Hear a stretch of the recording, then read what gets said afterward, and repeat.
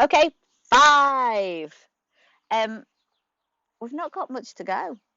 I'm looking forward to finishing this. Well, I'm not looking forward to finishing it because I've really enjoyed reading it to you guys in school and here. But I get to watch a film now. We all get to watch the film now. Anyway, so ducks. Run ducks. The day before the last day of school, Mr. Tushman called me into his office to tell me they had found out the names of the seventh graders from the nature retreat. He read off a bunch of names that didn't mean anything to me, and then he said the last name, Edward Johnson. You recognise the name? They called him Eddie. Right. Well, they found this in Edward's locker. He handed me what was left of my hearing aid headband. The right piece was completely gone, and the left one was mangled. The band that connected the two, the Lobot part, was bent down the middle. His school wants to know if you want to press charges, said Mr. Tushman. I looked at my hearing aid. Don't think so, I shrugged. I'm being fitted for new ones anyway. Why don't you talk about it with your parents tonight? I'll call your mom tomorrow and talk about it with her too. Would they go to jail? No, not to jail, but they'll probably go to juvie court, and maybe they'll learn a lesson that way. Trust me, that Eddie kid is not learning any lessons, I joked. He sat down behind his desk.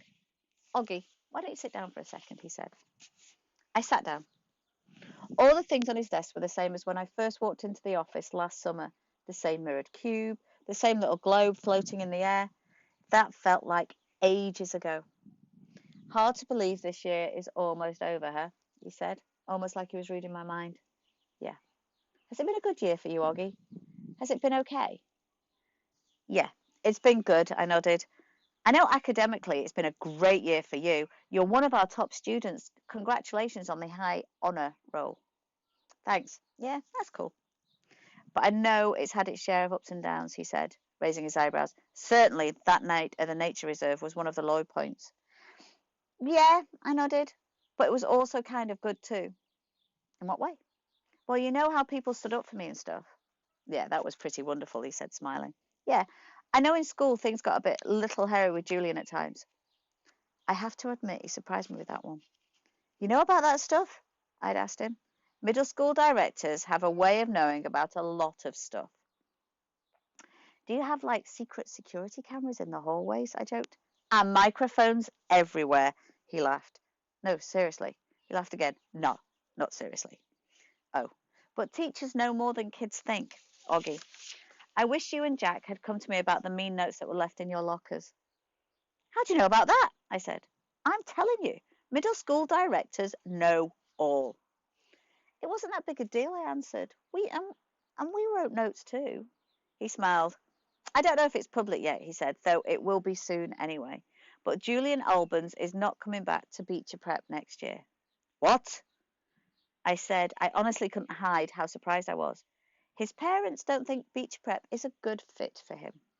Mr. Tudgman continued, raising his shoulders. Wow, that's big news. Yeah, I thought you should know. Then suddenly I noticed that the pumpkin portrait that used to be behind his desk was gone, and my portrait, my self-portrait as an animal that I drew for the New Year art show, was now framed and hanging behind his desk. Hey, that's mine, I pointed. Mr. Tushman turned round like he didn't know what I was talking about. Oh, that's right, he said, tapping his forehead. I've been meaning to show this to you for months now. My self-portrait as a duck, I nodded. I love this piece, Oggy. When your art teacher showed it to me, I asked her if I could keep it for my wall. I hope that's okay with you.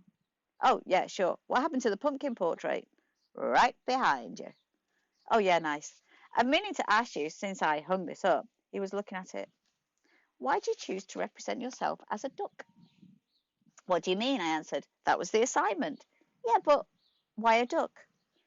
It's safe to assume that it was because of the story of Is it safe to assume that it was because of the story of the duckling that turns into a swan? No, I laughed, shaking my head. It's because I think I look like a duck. Oh, said Mr. Tushman, his eyes opening wide. He started laughing. Really? Huh?